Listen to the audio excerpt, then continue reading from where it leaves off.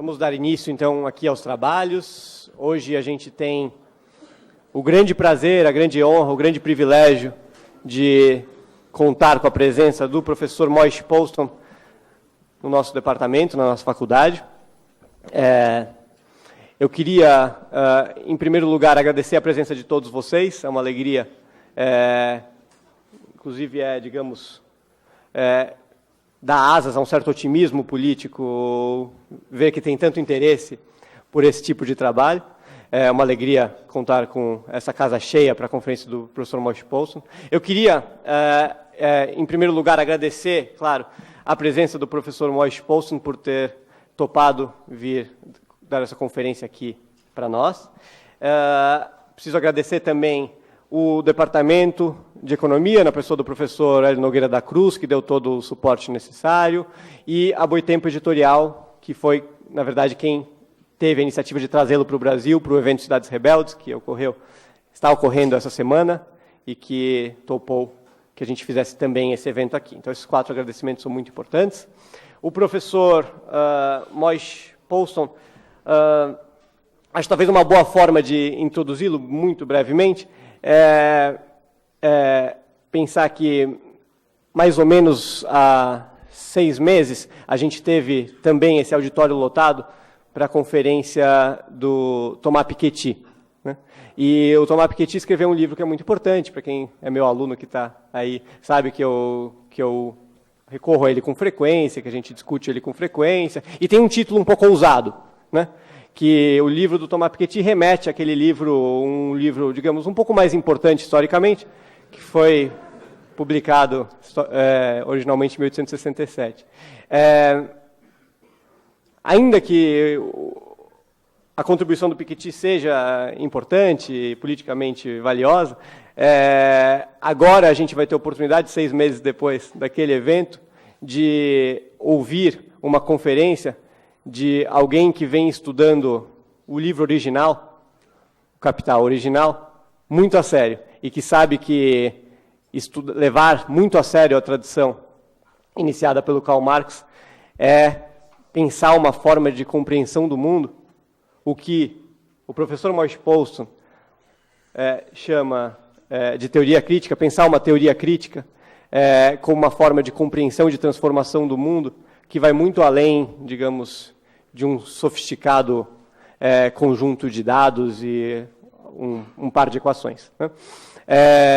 O professor Moishe Postone é professor da Universidade de Chicago. O livro dele, que é um clássico nessa literatura, Tempo, Trabalho e Dominação Social, foi publicado originalmente em 1993. Saiu ano passado a tradução em português, que está sendo lançado também aqui nesse nosso evento. Ao contrário da tendência da academia atual de publicar pequenos artigos apressados, isso aqui é uma obra de fôlego, efetivamente, uma obra que tenta repensar de forma um tanto definitiva o que significaria uma teoria crítica adequada ao capitalismo contemporâneo a partir da contribuição do Marx da maturidade, e se tornou efetivamente uma referência incontornável nessa literatura. Eu não vou ocupar mais o tempo de vocês, porque o show é inteiro dele. O que a gente vai fazer aqui hoje é o seguinte: o professor Postone vai fazer a conferência dele por cerca de 50 minutos. Depois a gente vai iniciar o debate com uma pergunta curta de cada um dos integrantes da mesa. Eu aproveito para agradecer muito a presença da professora Leda Paulani e do professor Eleutério Prado, que toparam participar desse evento. Então, cada um de nós fará uma breve pergunta para começar o debate, e daí a gente abrirá para perguntas do público. Eu acho que tende a funcionar um pouco melhor se vocês fizerem as perguntas por escrito e mandarem para cá, tanto em português ou em inglês. Se vier em português, eu traduzo daqui. O Bruno Miller e o Rodrigo Toneto vão me ajudar a recolher as perguntas e trazer para mim, para quem tiver interesse. Tá bom? Muito obrigado mais uma vez pela presença de todos. Muito obrigado, professor, por se juntar a nós hoje. E vamos à conferência. Thank you for being here. I hope I won't try your patience too much.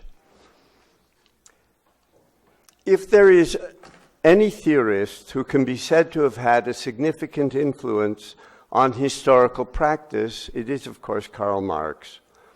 It could also be argued, however, that the historical practices of each generation has given rise to its own Marx, from the positivist Marx of late 19th century social democracy through the anti-positivist Hegelian Marx of the 1920s and 1930s, through the existentialist and then the structuralist Marx of the post-war decades. This variegated tradition as a whole seemed to have been superseded several decades ago. There was a turn away from approaches inspired by Marx and the emergence of other kinds of critical theoretical approaches, such as post-structuralism and deconstruction. Nevertheless, I'm going to argue that recent historical developments suggest that Marx has renewed significance for historical practice. The far-reaching transformations of the world in recent decades have dramatically indicated that critical social analysis must be centrally concerned with questions of historical dynamics and large-scale structural changes if it is to be adequate to our social universe. They have starkly revealed the fundamental limitations of newer critical approaches as attempts to grasp the contemporary world. The crisis, I think, has, as we say in America, blown them out of the water theoretically. A focus on such transformations ultimately points to a fundamental rethinking of what is meant by history and temporality, a rethinking, I would argue, that can best be effected on the basis of a fundamentally reinterpreted critical theory of capitalism. Rather than considering temporality as a pre-given, unmoving frame within which all forms of social life move, such a theory grasps capitalism as a very peculiar organization of social life that constitutes its own historically specific temporality. It does so inasmuch as it is structured by unique forms of social mediation that are intrinsically temporal. These forms underlie a peculiar historical dynamic that is both historically specific and global. The temporalities of capitalism, then, are not extrinsic to it, but are intrinsic to its structuring social forms. The idea that the temporal dimension of capitalist modernity is historically specific implies that the framing condition for historical investigation must also be historically specific. This in turn suggests that historical investigation must seek to be adequate to the temporality of its object of inquiry, rather than approaching all human societies with the same concepts of temporal processes and, as I'll elaborate, of wealth. My focus on the historically dynamic character of capitalist society is a response to the massive global transformations of the past 4 decades. This period has been characterized by the unraveling of the post-World War II state-centered Fordist synthesis in the West, the collapse or fundamental transformation of party states and their command economies in the East, and the emergence of a neoliberal capitalist global order. Now, these developments in turn can be understood with reference to the overarching trajectory of state-centric capitalism in the 20th century. We're far enough back that we can see its rise and fall. From its beginnings in World War I and the Russian Revolution, through its high point in the decades following World War II and its decline after the early 1970s. What is significant about this trajectory is its global character. It encompassed Western capitalist countries and communist countries, as well as colonized lands and decolonized countries. Although differences in development occurred, of course, from our perspective now, they appear more as different inflections of a common pattern rather than as fundamentally different developments.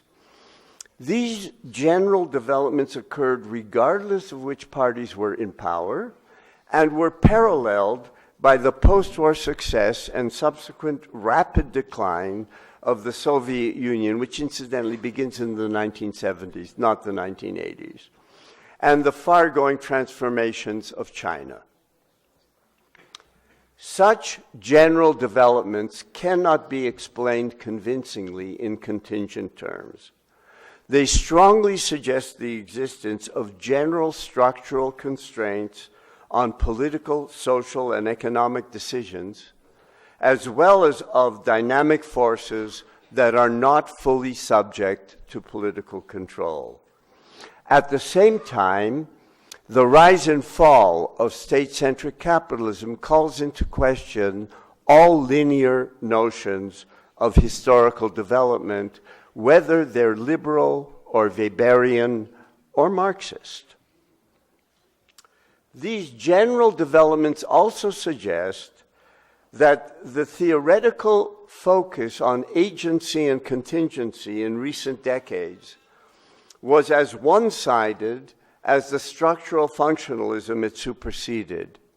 If the latter, that is the structural functionalism of the post-war decades, achieved widespread currency during the high tide of state-centric capitalism, the former, the focus on agency, has done so during the neoliberal epoch. Neither approach thematized their own relation to their own historical context. This suggests that, unlike such approaches, an adequate critical theory should be able to problematize its own historical situatedness. That is, it should be reflexive. Consideration of these overarching patterns suggests the importance of a renewed encounter with Marx's critique of political economy. For, I want to suggest, the problematic of historical dynamics and global structural change is at the very heart of that critique. Nevertheless, the history of the last century also suggests that an adequate critical theory must differ fundamentally from traditional Marxist critiques of capitalism, by which I mean a general interpretive framework in which capitalism is analyzed essentially in terms of class relations that are rooted in private property and mediated by the market, and social domination is understood primarily in terms of class domination and exploitation. I'm not saying that's wrong, but it's not the deepest level of capital. Within this basic traditional framework, there's been a broad range of approaches that have generated powerful economic, political, social, and cultural analyses. Nevertheless, the limitations of the framework itself have become increasingly evident in light of 20th century developments. These developments include the non-emancipatory character of what was called actually existing socialism, the historical trajectory of its rise and decline, which paralleled that of state interventionist capitalism, indicating that they're similarly located historically, the growing importance of scientific knowledge and advanced technology in production, which seemed to call into question the labor theory of value, as well as growing popular criticisms of technological progress and growth, which opposed the productivism of much traditional Marxism, and the increased importance of non-class-based forms of social identity. Together, These factors, and there are others as well, suggest that the traditional framework no longer can serve as a point of departure for an adequate critical theory. In other words, I'm suggesting that consideration of the general historical patterns that have characterized the past century call into question both traditional Marxism, with its affirmation of labor and history, as well as post-structuralist understandings of history as essentially contingent.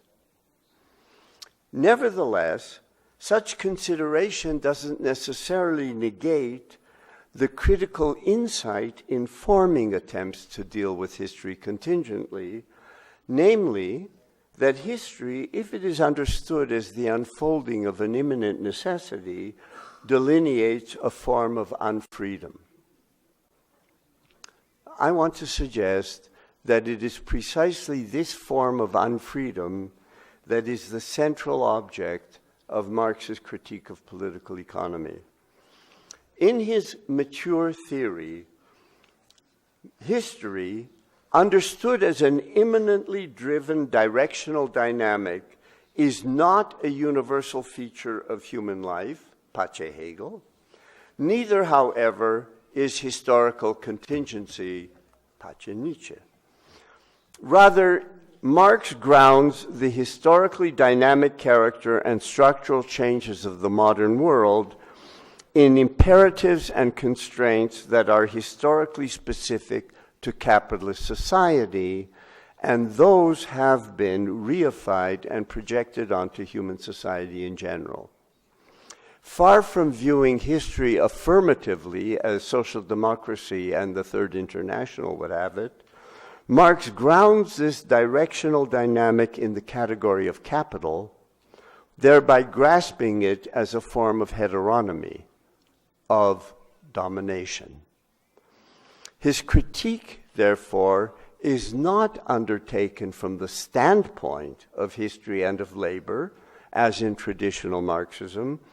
On the contrary, the historical dynamic of capitalism and the seemingly ontological centrality of labor have become the objects of Marx's critique. By the same token, Marx's theory no longer purports to be a transhistorically valid theory of social life, historical materialism, but is self-consciously historically specific and calls into question any approach that claims for itself universal transhistorical validity. The critical thrust of Marx's analysis in this reading entails a critique of totality and of a dialectical logic of human history as expressions of the temporally dynamic form of domination characteristic of capitalist society, and his critique seeks to uncover the conditions of their overcoming. This differs fundamentally from post-structuralist critiques of totality and a historical logic that insist on the ontological primacy of contingency. Marx's critique of heteronymous history differs fundamentally from such approaches, inasmuch as it does not regard such history as a narrative that can be dispelled discursively, but as expressions of a real structure of social domination. From this point of view, any attempt to recover historical agency by insisting on contingency in ways that deny or obscure the temporally dynamic form of domination characteristic of capital is ironically profoundly disempowering.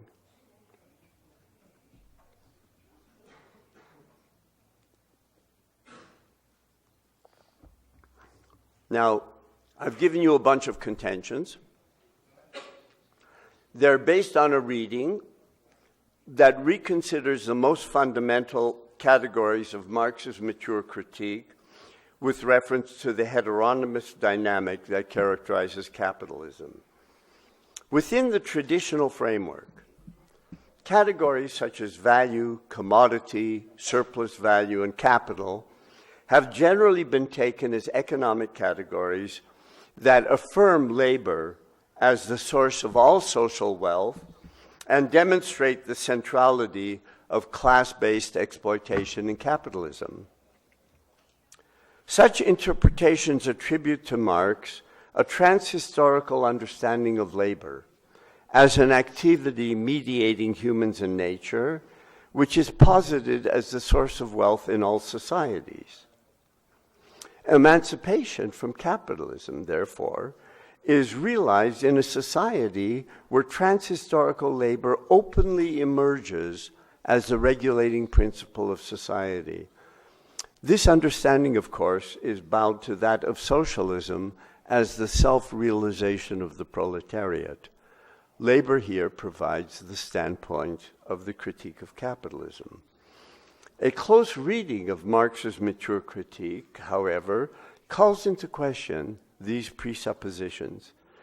Marx indicates, first of all, that his fundamental categories, this is in the Grundrisse, should not be understood in narrow economic terms, but as what he calls in German Daseinsformen, Existenzbestimmungen, translated that means forms of being in the world, determinations of the mode of existence.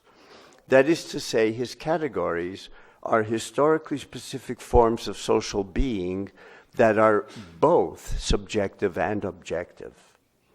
Moreover, and this is crucial, those categories should be understood as not as transhistorical, but as historically specific to capitalist society.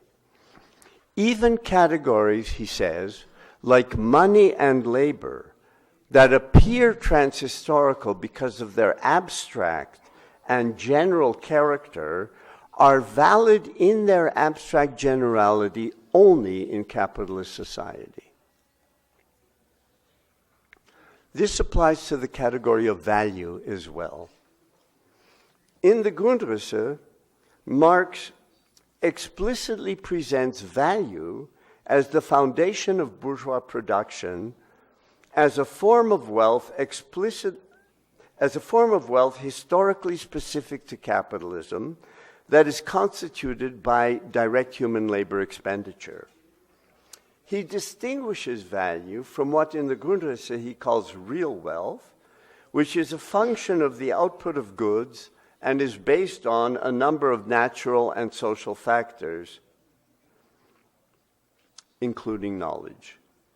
Marx proceeds to outline the fundamental contradiction of capitalism not as one between private property and labor, but as one between value and the results of its own development. The dual character of capitalism's underlying social forms generates huge increases in productivity, giving rise to the historical possibility that value itself could be abolished, not realized, and that production could be organized on a new basis, one not dependent on the expenditure of direct human labor in production. At the same time, however, he argues, value remains the necessary condition of capitalism. This contradiction between the potential generated by the system and its actuality indicates that for Marx, the abolition of capitalism entails the abolition of value and, therefore, of value-creating labor. This implies that far from signifying the self-realization of the proletariat, the abolition of capitalism in Marx's mature works would entail the self-abolition of the proletariat. Volume 1 of Das Kapital is the rigorous elaboration of this analysis. It begins with the category of commodity, which is treated by Marx as a historically specific social form that constitutes the defining core of capitalist modernity. That is, the word commodity does not refer to commodities as they might exist in many different kinds of societies, cows, shells, metal, it doesn't refer to that, but to a structuring principle of capitalist society characterized by a historically specific dual character, use value and value. Marx sought to unfold the nature and underlying dynamic of capitalist modernity from this point of departure. At the heart of his analysis is the idea that labor in capitalism is not only concrete labor, that is to say, labor as we commonsensically think of it, as an activity mediating humans and nature, but also has a unique socially mediating function, what Marx calls abstract labor, that is not intrinsic to laboring activity as such. Let me elaborate. In a society in which the commodity is the structuring principle of the whole, labor and its products are not socially distributed by traditional norms or overt relations of power, as is the case in other societies. Instead, labor itself replaces those relations by serving as a quasi-objective means of obtaining the products of others. In other words, labor mediates distribution as well as production. And that, for Marx, is historically specific to capitalism. In serving as such a means, labor and its products, in effect, preempt that function on the part of manifest social relations, which it undermines. They mediate a new form of social interrelatedness. In Marx's mature works, therefore, the notion of the centrality of labor to social life is not a transhistorical proposition. It doesn't even mean that material production is the essential dimension of social life. Rather, it refers to the historically specific constitution by labor in capitalism of a form of social mediation that fundamentally characterizes that society. In other words, within the framework of this analysis, the social relations, the real social relations that most fundamentally characterize capitalist society are very different from the qualitatively specific overt social relations, such as, for example, kinship relations, that characterize other societies. What ultimately structures society is a new form of social relation constituted by labor that is abstract, quasi-objective, formal, general, and homogeneous. The abstract character of social mediation is at the same time expressed by the form of wealth dominant in capitalist society. As noted above, Marx's so-called labor theory of value frequently has been misunderstood, both by followers of Marx and critics of Marx, as a labor theory of wealth. But Marx's theory is not one of wealth alone, but of a form of wealth which is characteristic of capitalist society.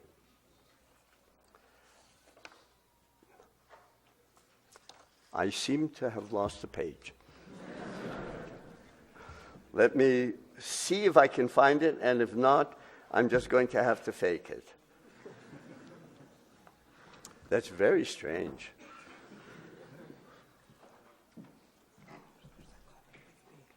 Page 8.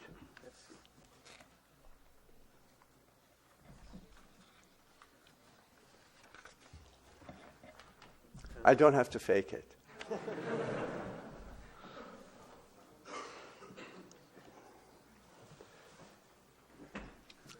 Now, in Kapital, similar to what he did in the Grundrisse, Marx explicitly distinguishes value from material wealth, which is measured by the amount produced and is a function of knowledge, social organization, and natural conditions as well as labor.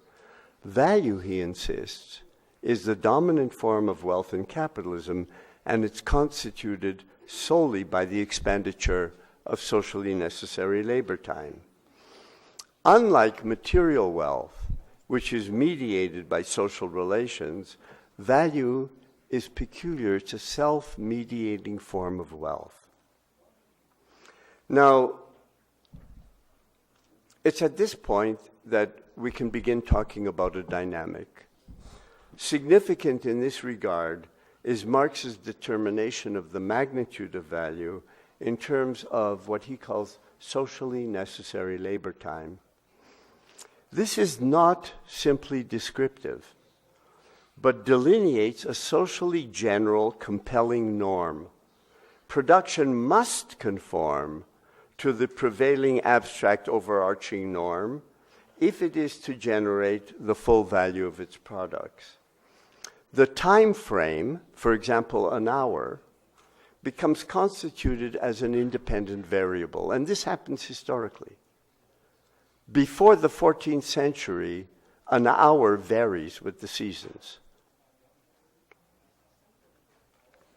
Now, the amount of value produced per unit time is a function of the time unit alone.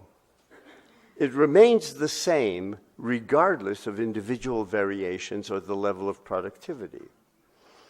Now, it's a peculiarity of value, as Marx analyzes it, that although increasing productivity increases the amount of use values produced per unit time, it results only in short-term increases in the magnitude of value produced per unit time. Once the increase in productivity becomes general, the magnitude of value generated per unit time falls back to its base level. The result is a sort of a treadmill. You know, like these steps, you step up and it goes down, you step up and it goes down. Higher levels of productivity result in great increases in material wealth, but not in proportional long-term increases in value per unit time. This, in turn, leads to still further increases in productivity. Now, this treadmill dynamic both expresses and constitutes a peculiar temporal form of domination. The socially general, abstract, compelling norm of socially necessary labor time is the first determination of the historically specific abstract form of social domination intrinsic to capitalism. It's the domination of people by time, by a historically specific form of time, abstract Newtonian time, which is constituted historically with the commodity form. I could talk about watches and what happened in Japan in the 16th century when Western watches, it's very interesting, but the talk would get too long. It would, however, be one-sided to view temporality in capitalism only in terms of Newtonian time, as, for example, Benjamin did. That is, as empty, homogeneous time. Once capitalism is fully developed, its temporal forms generate ongoing increases in productivity. Those increases, as we've seen, don't change the amount of value produced per unit time. However, they do change the determination of what counts as a given unit of time. The unit of abstract time remains constant. It generates the same amount of value, yet changes in productivity pushes it forward, as it were. So the unit remains constant, but it's pushed forward. But since it's Newtonian time, it can't be understood within a framework of Newtonian time.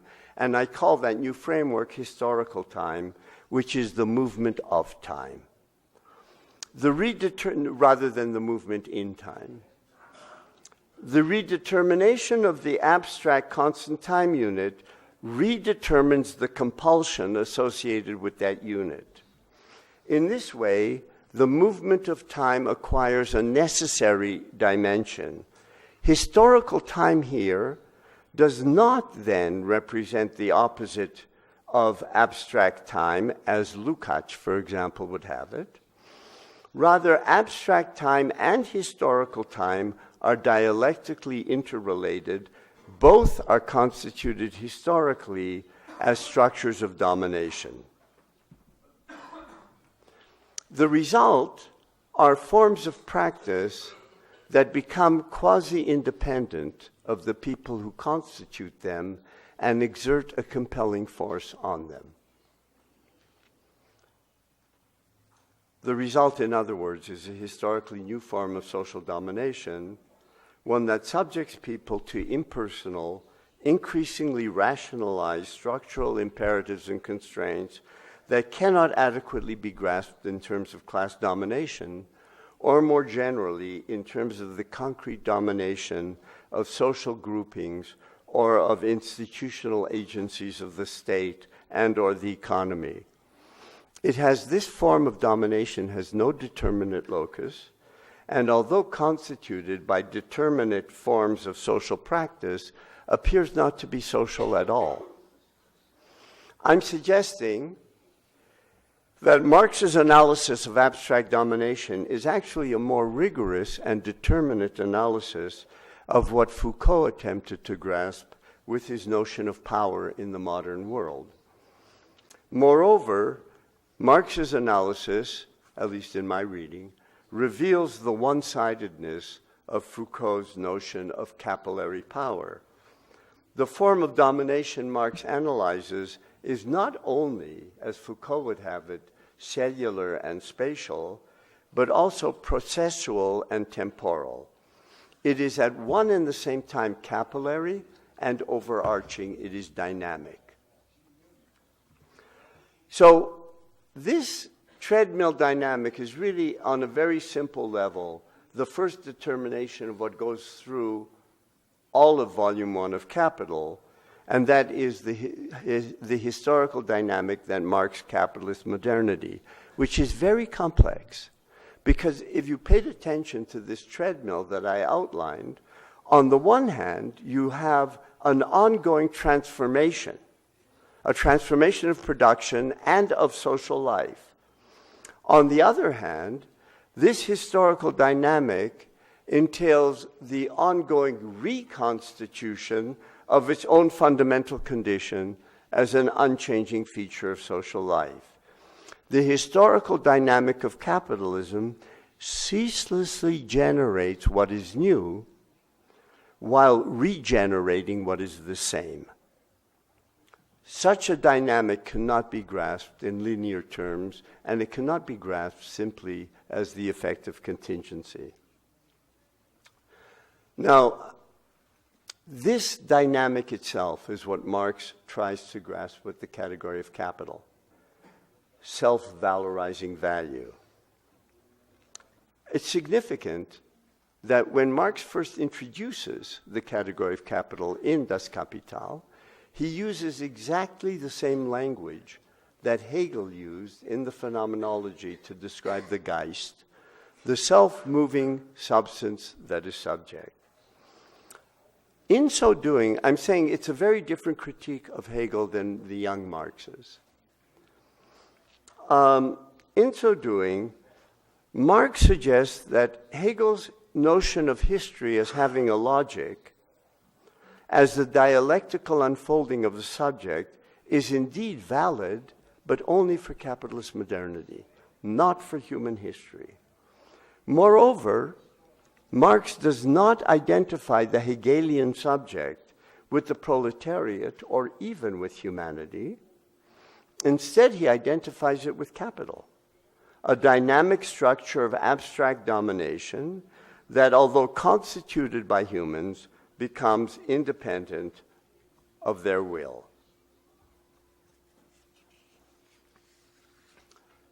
Note that in this interpretation, the historical subject, totality, and the labor constituting it have become the objects of Marx's mature critique. The understanding of capitalism's complex dynamic I've outlined is relevant to the looming contemporary dual crisis Obviously, I have to skip a great deal in order to get here.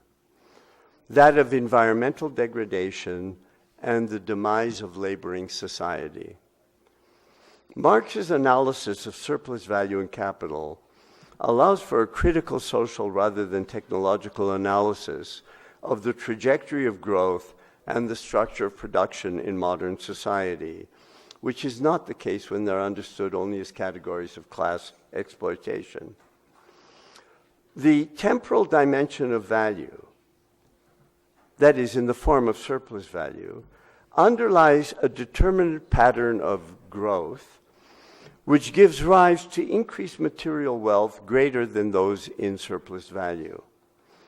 This results in an accelerating pressure for increases in productivity and hence an accelerating demand for raw materials and energy, which contributes centrally to the accelerating destruction of the natural environment. Within this framework, then, the problem with economic growth in capitalism is not only that it is crisis-ridden, but the form of growth itself is problematic. The trajectory of growth would be very different if the ultimate goal of production were increased quantities of goods rather than surplus value. It only apparently is an increase in is wealth an increase in the production of goods, according to Marx. At the same time, the analysis of production in Das Kapital is the analysis of a form that is molded by capital. It is not a technical form that happens to be owned by the capitalists. And the dual imperatives of the capital form for increasing productivity and yet reestablishing proletarian labor as its source leads to a fundamental fragmentation of labor, even as it opens up the possibility that labor is no longer as necessary.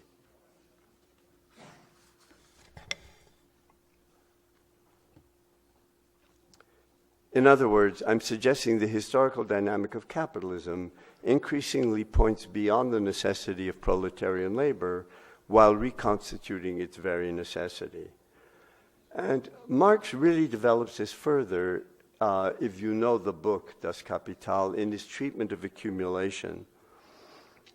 He argues that capitalism's drive for increasing productivity generates a long-term tendency towards increasing the proportion of objectified science and technology relative to living labor. A long-term consequence of this tendency is that less and less labor is required for higher levels of productivity based on newer production processes.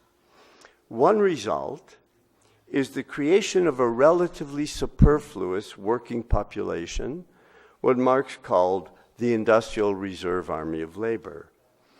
Now, this analysis of accumulation has traditionally been read as an account of how capitalism exerts downward pressure on wages. Relatedly, it has been taken to be a critique of capitalism's inability to provide full employment. This reading, however, is incomplete. It misses an important thrust of Marx's argument and hence its relevance for today's crisis. Marx's chapter on accumulation should be read as the culmination of an argument that the secular tendency of capital's drive for ongoing increases in productivity gives rise to a technologically sophisticated productive apparatus that renders production of material wealth essentially independent of value and yet reconstitutes value as its basis. In other words, the development is not simply the periodic increase in the industrial reserve army, but a long-term tendency that that reserve army grow and continue to grow. results the long-term tendency in the permanently unemployed and in the precariat, the underemployed.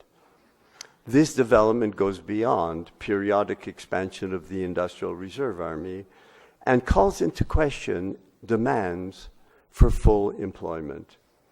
Rather, I want to suggest that it expresses in inverted form the growing superfluity of much proletarian labor. Far from appearing as a linear, positive possibility, the possibility of the abolition of proletarian labor, and hence the emergence of the possibility of a future in which surplus production no longer must be based on the labor of an oppressed class, is at the same time the emergence of the possibility of a disastrous development in which the growing superfluity of labor is expressed as the growing superfluity of people. Capital, therefore, generates the possibility of a future society in a form that at the same time is increasingly destructive of the environment and the working population, so that the course of capital development is two-sided in a fundamental way. The positive future it opens up as a possibility is also, as it were, the condition for barbarism.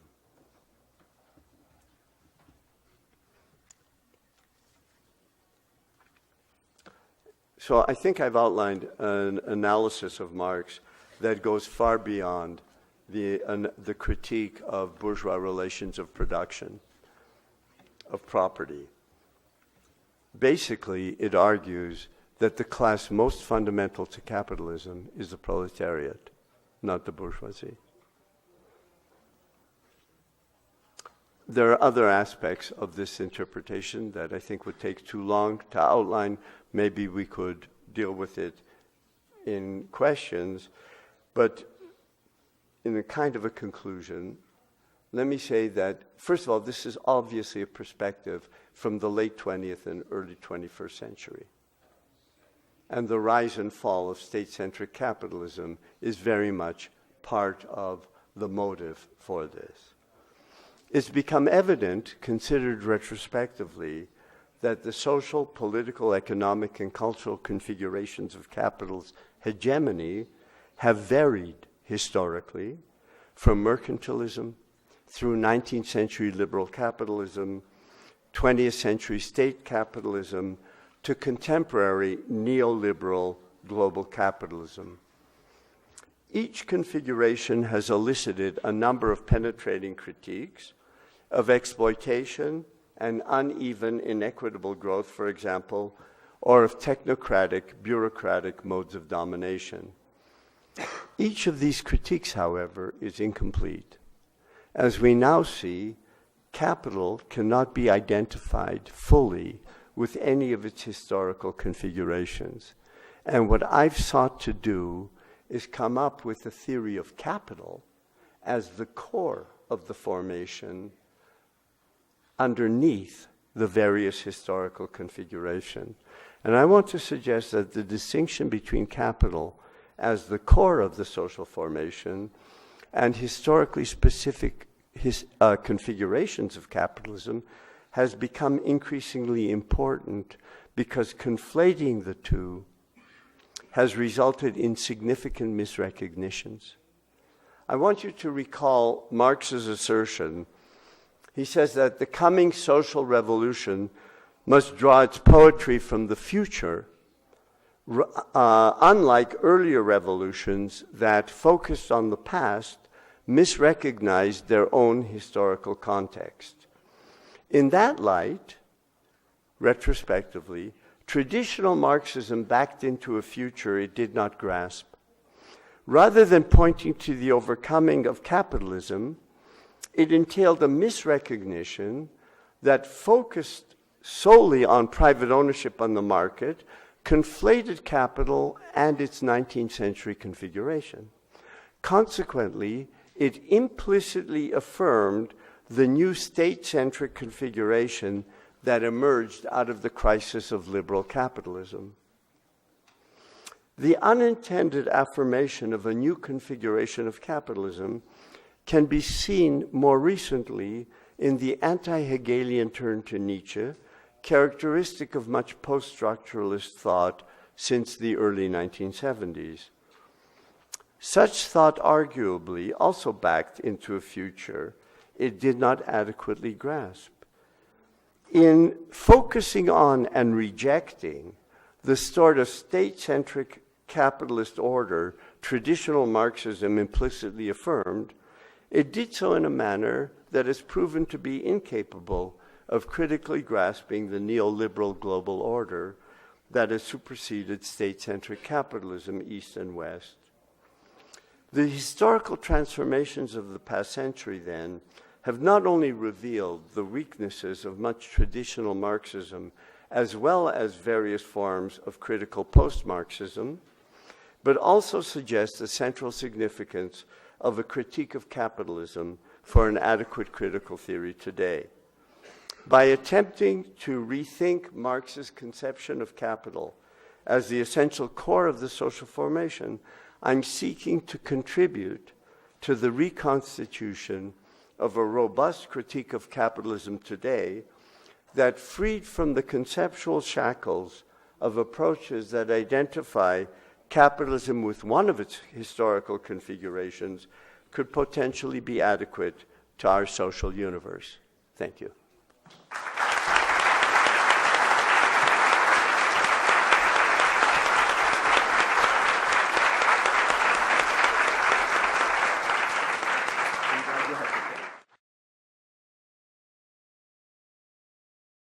First of all, thank you very much for this incredibly illuminating talk. I'm going to move on with our program here and give the word to Professor Aleda Paolani so she can ask her question. Good morning. At first time, I would like to thank Professor Ruzicki that has the initiative to bring the Professor Postone to this faculty, and I am honored to be in this section to make him a question, very short question. Professor Postone, considering that the basis of your interpretation of Marx's critical theory and also the basis of your theory of social domination is the emphasis you put in labor as a social relation which works like social mediation and in this sense constitutes the mediation of itself, how do you see the contemporaneous phenomenon of commodities that don't have labor in its composition? I am speaking here about the so-called knowledge commodities like the softwares. How does your theory of social domination can be affected by this phenomenon? Thank you. Okay, sure. So now I'm going to thank you very much, Professora Aleda Paolani, for your question. Moving on to Professor Eleutério Prado. Okay. Bom, como eu traduzia, eu gostaria de dizer que é uma satisfação muito grande estar aqui na FEA USP com o professor Moishe Postone. Não sou o primeiro a afirmar, mas eu gostaria de repetir enfaticamente que o livro Tempo, Trabalho e Dominação Social é uma das mais importantes reflexões teóricas sobre a obra de Marx no século XX. A obra do professor Postone, publicada em 1993, suscitou muitos debates e, assim, estimulou a atualização da crítica da economia política e a difícil renovação da perspectiva do socialismo. O socialismo das pessoas, isto é, também dos trabalhadores livremente organizados, e não o socialismo de Estado. Para estimular o debate, eu gostaria de tocar num ponto polêmico por meio de uma pergunta. Os autores do grupo Crises, que têm afinidades com a obra de Moishe Postone, dizem que há um duplo Marx. Por um lado, há um Marx que não se desprendeu totalmente do iluminismo, que cultivou a sociedade do progresso, que pensou o trabalho como uma virtude e que quis promover a transformação social por meio da luta de classe. Por outro, haveria o Marx crítico da mediação social por meio dos produtos do trabalho e, assim, do fetichismo das formas sociais tipicamente capitalistas, a mercadoria, o dinheiro e o capital. E a minha pergunta é, professor Postone, você concorda com a tese de que há um duplo Marx? Thank you very much, Professor Eleutério Prado, for your question. And now, my turn. I would like to ask you, Professor, to elaborate. It's too high. To elaborate a little bit on the distinction that I first found in your work in your paper called "Theorizing the Contemporary World." When you're analyzing Robert Brenner's "The Economics of Global Turbulence" in this paper, you make a distinction between the critique of political economy and critical political economy. Robert Brenner's analysis or approach to the theory of value would remain on the surface of capitalism and would not go into its deep structure, so it would be critical political economy and not a critical theory adequate to contemporary capitalism, that which you called the critique of political economy.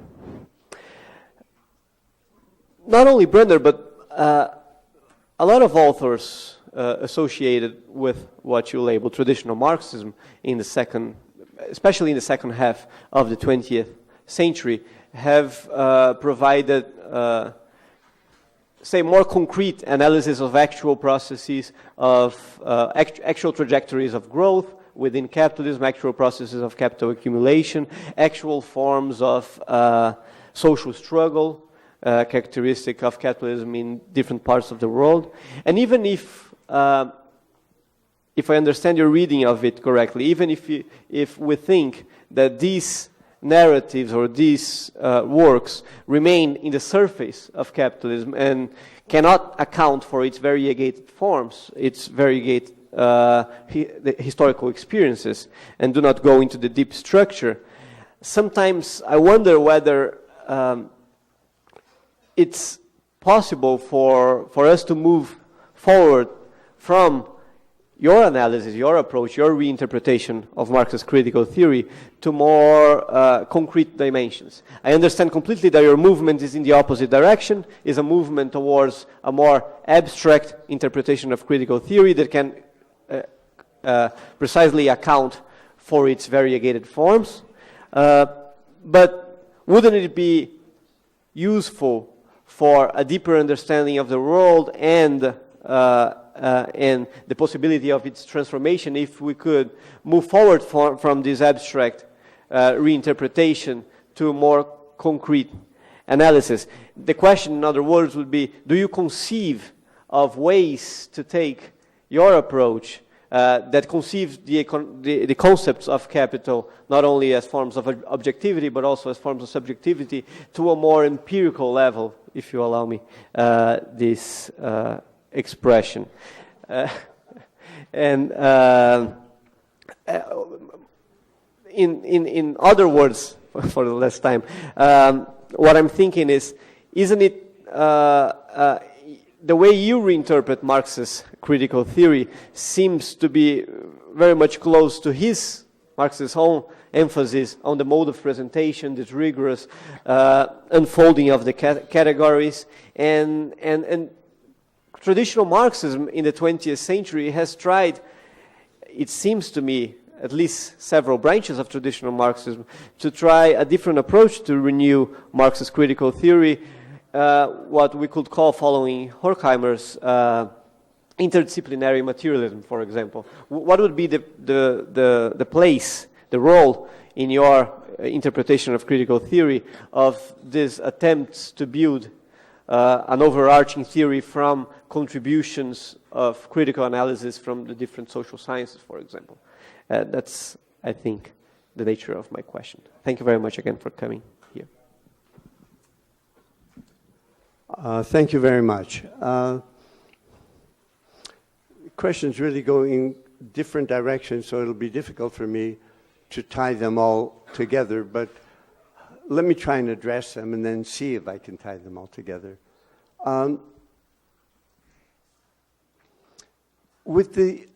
In terms of the issue that you raised, I was trying to emphasize, see, a great deal of Marxist discourse, I think, is based on and anti-Marxist discourse is based on the presupposition that Marx's Ricardo or Adam Smith, that is, that it's a theory of wealth. And so many Marxists try to show it only looks as if software production isn't grasped by the value theory. It really is. Take into account the amount of time that goes into education, et cetera, et cetera, et cetera. I'm trying to get away from that. And what I'm trying to suggest is that this precisely, I think, makes manifest one dimension of Marx's analysis that I tried to highlight, which is that productivity begins to escape the value form. But at the same time, and this is what he tries to do in Volume 2 and Volume 3, things that are not value productive become rationalized as if they were and have a price form. So that all of society becomes rationalized in the same way, even if they do or do not have value. So that the value contribution of software is precisely this kind of issue, that it is extremely productive of material wealth in Marxist terms, but may not be that productive in value terms, and that one begins to escape the other. That isn't a quantitative answer to what you're saying, but it's an attempt at a framework for beginning to discuss that. And that, I think, maybe gets me to the question of the double Marx.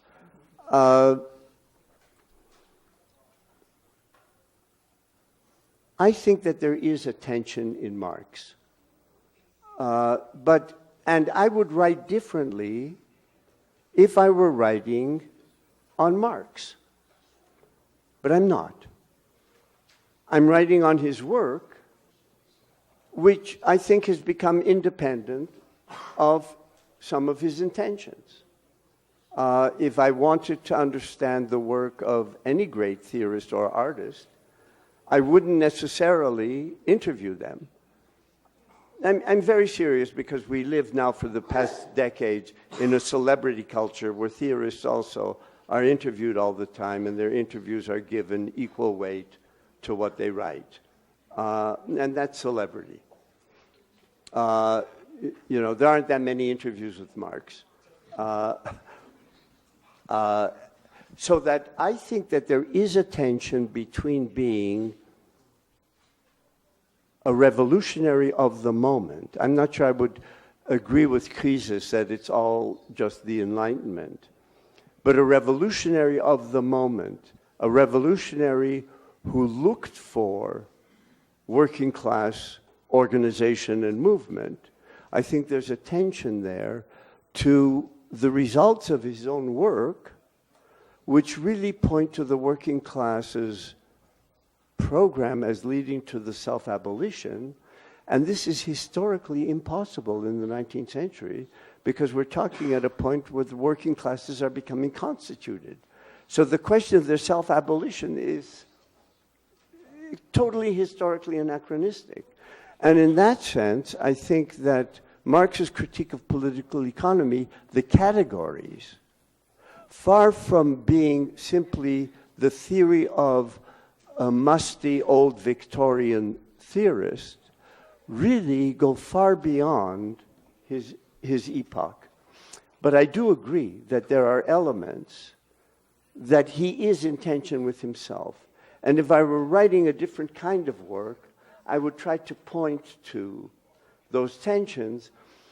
My intention was to try to reformulate the critique of political economy on the basis of a reading that I think is adequate to the book itself. Is that fair? Perfect. Thank you very much.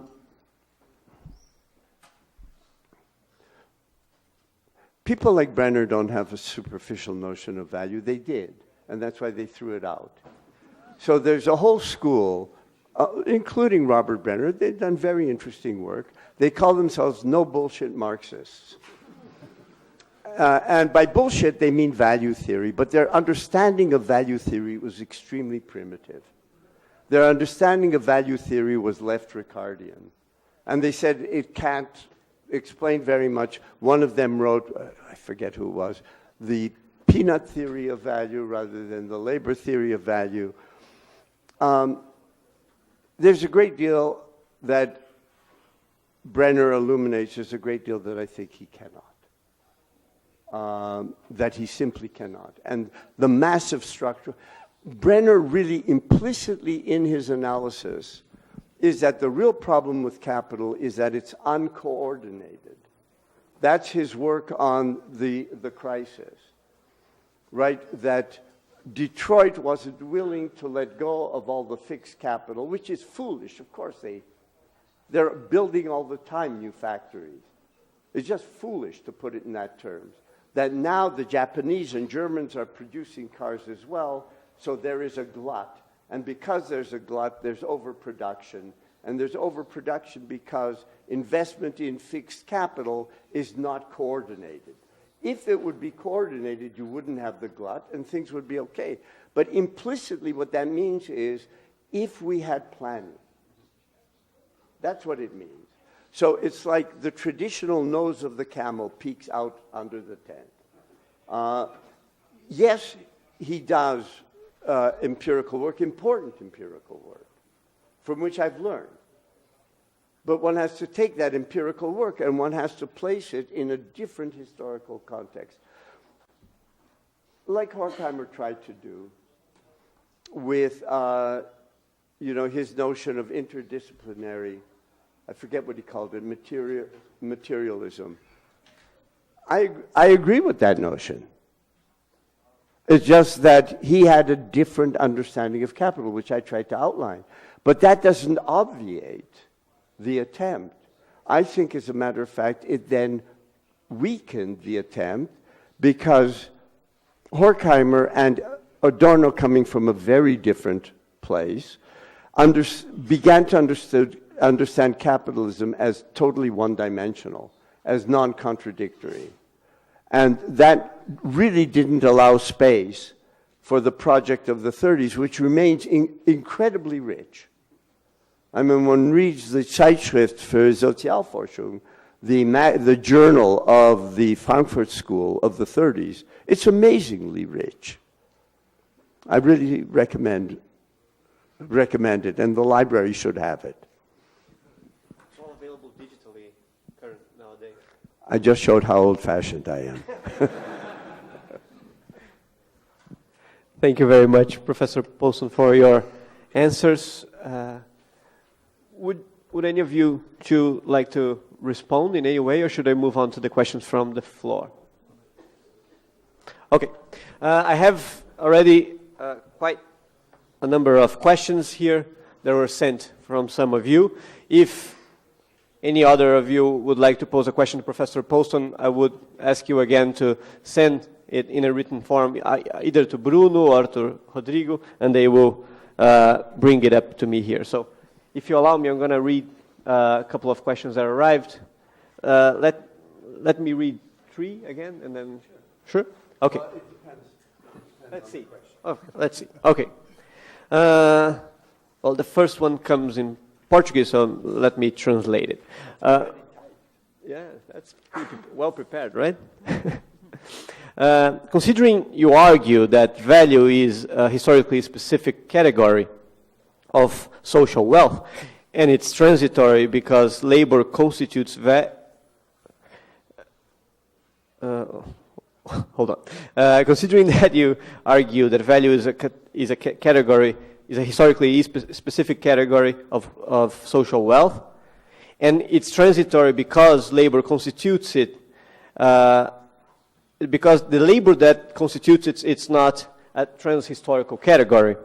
In this sense, the labor theory of value, it's not a theory of wealth in general, in any historical moment, but it is a theory of wealth in the form of value that is specifically of the capitalist society. If value, then the question, if value is a social form that is expressed and is based in the expenditure of human labor time, what is the role of the labor theory of value to interpret the current configuration of capitalism, in which the compression of time is placing the application of science to production as a productive force, but without abandoning completely production based in human labor? That is, the historical process of deposition and overcoming of labor in capitalism, in which mechanism takes over the place as the organizer of exchange, as the mediator of exchanges. I didn't understand this jump to the end. I think that's what's written here. In the historical process of deposition of labor and overcoming of capitalism, which mechanism takes over the place of value as the mediation of exchange? Should I take this one? I'm not sure I understood. I'll try to respond to it. The value theory of the labor theory of value, as I've outlined it, is a theory of the production of a form of wealth that once was necessary, the expenditure of human labor time, but becomes increasingly unnecessary. However, the argument is that value remains at its heart. Now, one of the reasons why I find this satisfying, let me make a small digression. I once wrote an article, a part of which addressed Daniel Bell's notion of post-industrial society. I don't know if you're familiar with it, but Daniel Bell really had this notion of progress where science and technology would take over, and eventually a great deal of lower-level labor would be completely abolished. And 60 years later, it still hasn't happened the way he thought it would. His theory didn't allow for the reconstitution of labor. It only saw the moment of productivity that goes beyond labor. I'm trying to talk about a dual-sided moment. So what mediates exchange is still value in capitalism, according to this theory, once you get to the level of price. And it's this growing, and this is what I tried to outline with the question of the software, that there's a growing inadequacy of value, and yet there's the retention of value.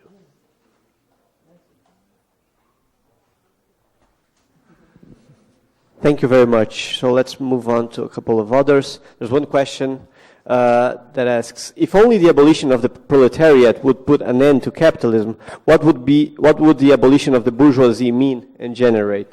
Can the proletariat even exist without the bourgeoisie? Look at the Soviet Union. It was a proletariat. As a matter of fact, the role of the state was to create a proletariat, to effect primitive accumulation. That was the role of the state. They created a proletariat. There is no bourgeoisie. Does that mean it's socialism? No. I'm trying to argue that socialism goes beyond that. Socialism is something beyond capitalism. It isn't an alternate form of accumulation. And a sign that it was considered an alternate form of accumulation was that the temporal, the idea of socialism beyond capitalism, became understood spatially. You had camps, the imperialist camp and the socialist camp. And everybody began to see things in spatial terms, and the socialist camp was going to outstrip the imperialist camp using their same tools. This has very little to do with the overcoming of capitalism based on its potential. So yes, you can have a proletarian-based economy without the bourgeoisie, and I would call it capitalist. The absence of the bourgeoisie did not mean that the Soviet Union wasn't a form of capitalism. And I think its rise and fall, in conjunction with the rise and fall of the Keynesian Fordist statist model, indicates that they were all part of the same historical wave. Thank you again. Moving on to the next one. If we have in mind essence not as a substance of being, but as its truth, and as a reflexive operator between being and its determinacy, such as Dasein, and concept, is it not possible to comprehend essence and capital as essence as dual? Dual as a conceptual logic of necessity, as a self-moving subject, and as a factual existence of class struggle, direct social relations and determinacies posited by social, historical, and political contingencies.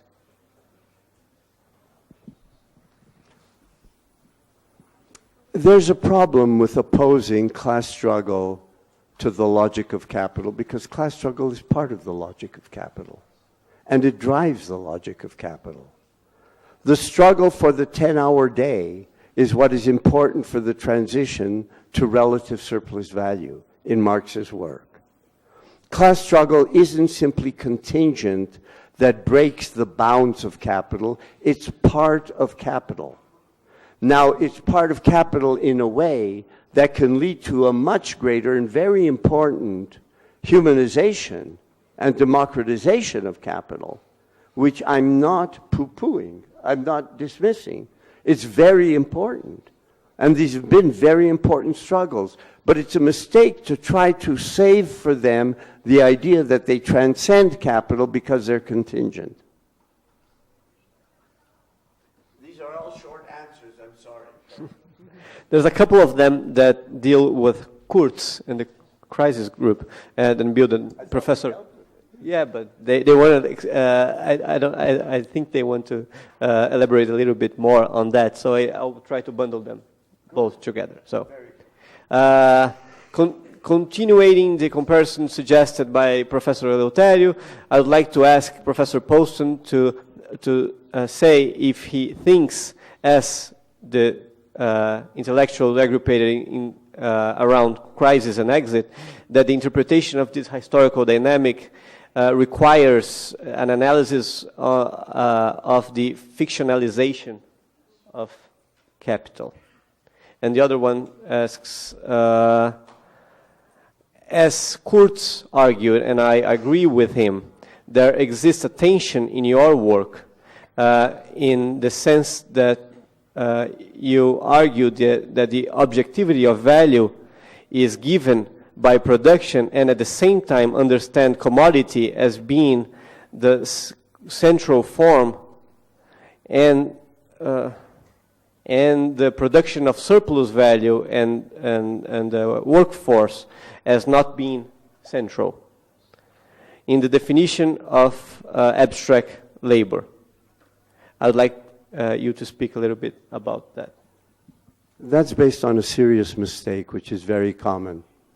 And that is that the commodity refers to exchange and production is production. The whole point of beginning with the commodity by Marx is that it is at the heart of capital. And capital is the category of production. However, production isn't material production. The labor process, that is material production, is completely molded by the valorization process in Marx's analysis. Both the physical form of production and its dynamic. In order to understand that, he had to develop the commodity first.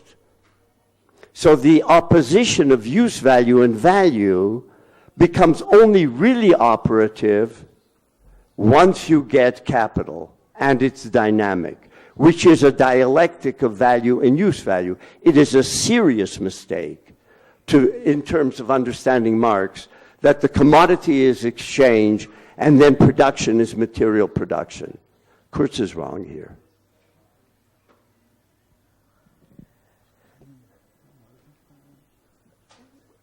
You tell me when you are. There's a few of them that deal with socialism or the society beyond capitalism. So I think that might be a good topic to... Yes, and not a profit, but good.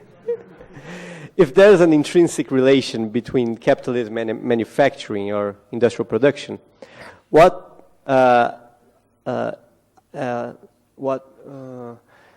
does not allow us to think of a post-capitalist society as an industrial society? Which form the growing application of science to material production will take in post-capitalist society?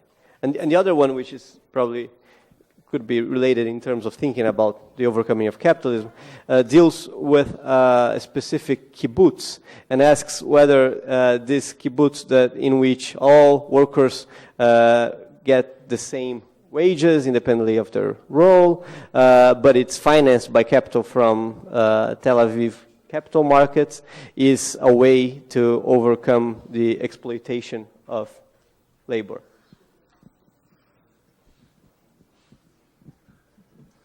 I'll try to bring the two together.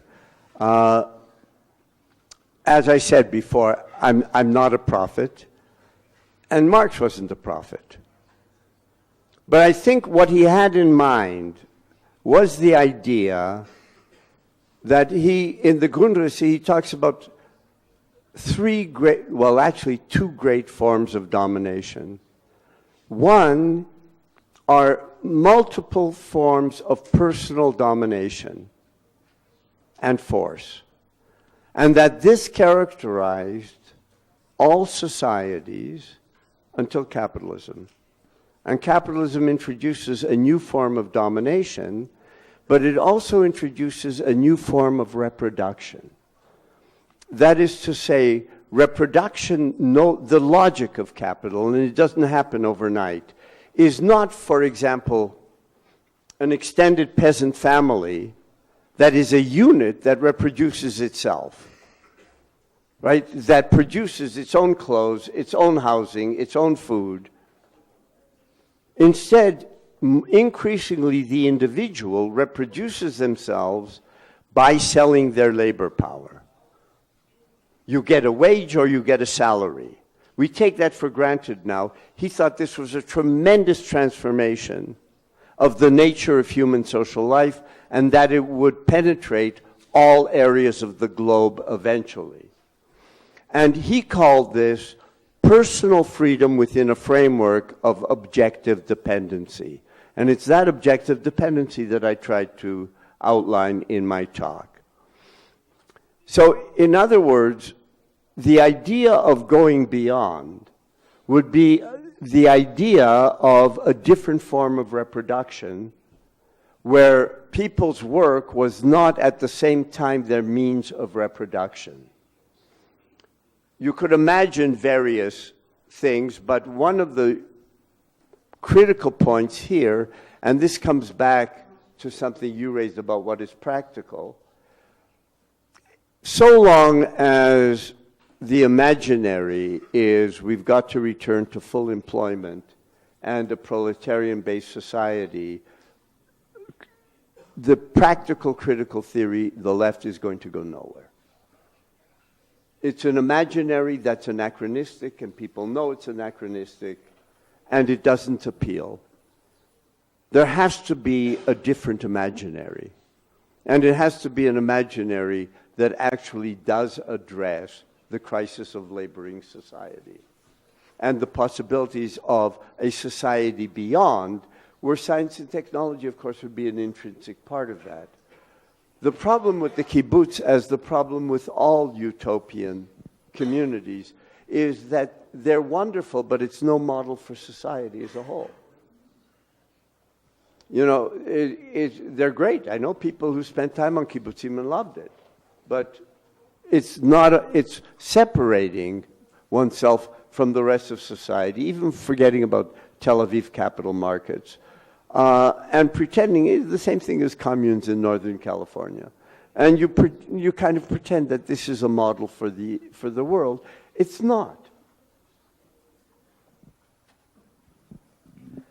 Well, I think we've ran out of our questions here, so I'll take this opportunity to once again thank you, Professor Postone, for being with us, which was a great privilege, for thanking you all for being present at this conference, and let's give him another round of applause, please.